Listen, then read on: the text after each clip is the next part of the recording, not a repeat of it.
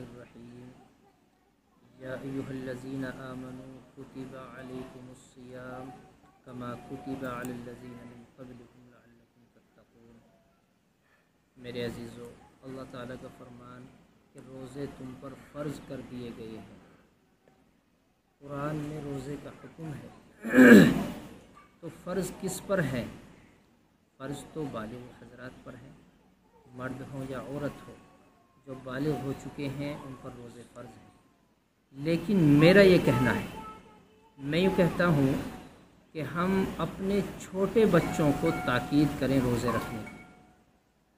10 سال کی عمر کے بعد روزہ رکھنے کی تاکید کریں اور ان کو روزے کے فضائل بتائیں، روزے کی ترغیب ان کو کریں تاکہ روزہ رکھنے کی عادت بنے، روزہ رکھنے کا انتظام ہو۔ حدیث میں ہے کہ 7 سال کی عمر میں بچے کو حکم کریں کہ وہ نماز پڑھے، 10 سال کی عمر میں تاکید کے ساتھ، سختائی کے ساتھ نماز کی پابندی کا اہتمام کرائیں۔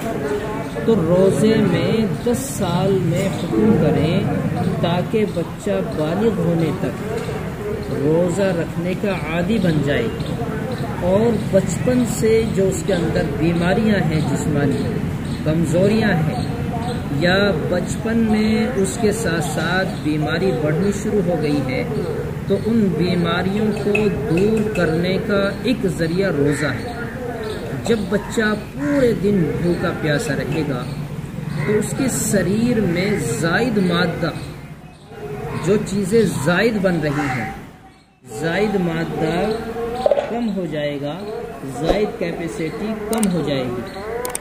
تو اس لیے پورے دن روزہ رکھنے کا عادی بنائیں، پورے مہینے کے روزے نہ رکھوا کر تیسرے دن، چوتھے دن روزہ ضرور رکھوائیں۔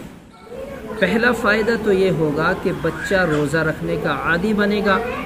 دوسرا فائدہ یہ ہے کہ بچپن کے ساتھ جو بیماریاں پنپنی شروع ہوئی ہیں اس کے ساتھ، اور وہ بیماری چاہے ہیپیٹائٹس کی شکل میں ہو، شوگر کی شکل میں ہو، یا ذہن کی تیزی کی کمزوری ہو، یا اس کے ساتھ ساتھ اور کوئی بیماری ہو۔ بہت سارے بچوں کی نگاہ کمزور ہونی شروع ہو جاتی ہے، پتھری کی شکایت بن جاتی ہے، قبض کی شکایت بن جاتی ہے۔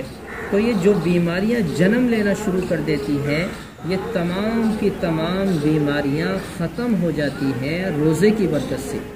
اس لیے 10 سال کی عمر کے بعد اپنے بچوں کو روزے کی عادت ڈالیں تاکہ بچہ روزہ دار بھی بنے اور صحت اور تندرستی کا ذخیرہ اس کے جسم میں جمع ہوگا۔ جب رمضان کی کمزوری آ جاتی ہے تو رمضان کے بعد ہفتہ 10 دن میں وہ کمزوری دور ہو جاتی ہے، اور پھر پہلے سے زیادہ صحت کا راز نکل کے آتا ہے۔ پہلے رمضان سے پہلے اگر آپ بیمار تھے، مستقل کمزور تھے مستقل، تو آپ پورے مہینے روزے رکھ کے دیکھیں، رمضان کے بعد کمزوری دور ہونے کے بعد آپ کی صحت الحمدللہ برقرار رہے گی، پورے سال آپ صحت مند اور تندرست رہیں گے انشاءاللہ۔